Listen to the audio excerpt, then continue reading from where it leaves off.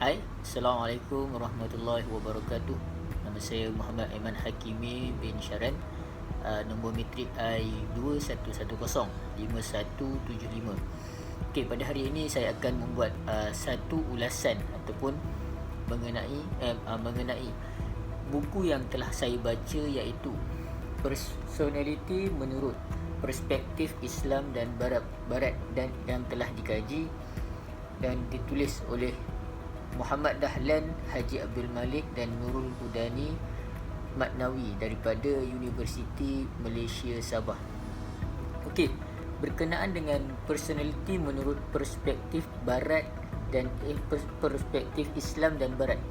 Di sini isi kandungan ataupun isi ataupun huraian yang ada dalam buku ini, dia menceritakan mengenai personality yang dibincangkan menurut perspektif Islam dan Barat.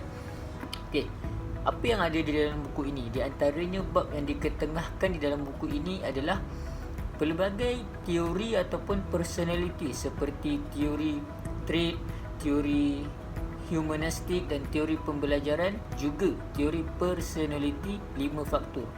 Okey, kalau kita lihat dekat sini, setiap teori itu dia dinilai melihat sejauh mana ia boleh membentuk dan mempengaruhi personality manusia. Di samping itu, buku ini juga dia mendedahkan faktor-faktor yang mempengaruhi pembentukan personality, kecelaruan personality dan personality menurut perspektif Islam.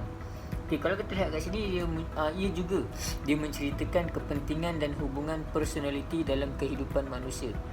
Okay, dalam buku ini juga dia menceritakan bahawa setiap manusia mempunyai sifat dan tingkah laku personality yang berbeza.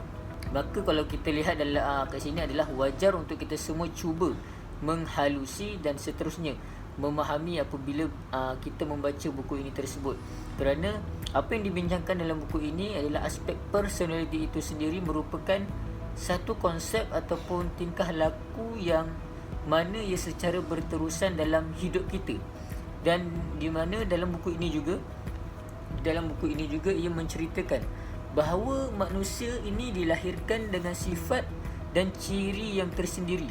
Ia dapat mewujudkan perbezaan di antara satu individu dengan satu individu yang lain. Dan personality manusia ini merupakan salah satu unsur yang membezakan di antara satu individu yang lain, di mana perbezaan individu itu dia merupakan satu fenomena yang sangat menarik untuk dikaji oleh pengkaji. Okey, seterusnya pula, apa yang diceritakan juga di dalam buku ini, kalau kita lihat apa yang dikatakannya adalah personality ini dikonsepsikan berdasarkan perspektif teori yang pelbagai dan berbeza. Dan di mana perspektif personality ia memiliki keunikan tersendiri dalam memahami kepentingan perbezaan perilaku dan pengalaman individu tersebut. Okey, menurut Islam, personality merupakan kesedaran ataupun tingkah laku budi pekerti, amalan dan pandangan hidup setiap individu tersebut. Dan kalau kita lihat sebagai kesimpulan apa yang dilihat dalam apa yang dapat disimpulkan di dalam buku ini, buku personality menurut perspektif Islam dan Barat, di sini kalau kita lihat personality manusia ini, dia adalah salah satu yang unik dan dapat diperhatikan kerana dalam diri kita ni, dalam setiap diri manusia ni, masing-masing mempunyai personality yang berbeza.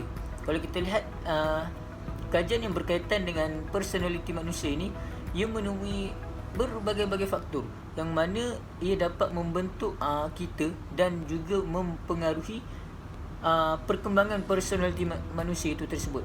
Justru kalau kita lihat dekat sini, mengenai apa itu personality yang sebenarnya, adalah bahawa personality ini dia memainkan peranan yang sangat penting dalam kehidupan manusia.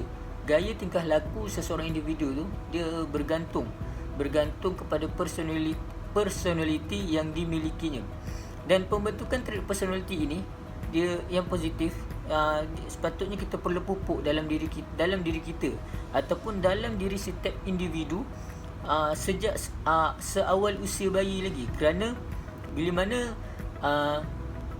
usia kita meningkat dewasa, personality ini sukar dibentuk, dan sejak itulah personality itu perlu dibentuk seawal usia bayi lagi, dan setiap individu itu perlu memastikan di mana agar tingkah laku kita itu dan personality masing-masing itu dapat menyumbang kepada kebaikan diri dan masyarakat, kepada orang lain juga. Sekian daripada saya.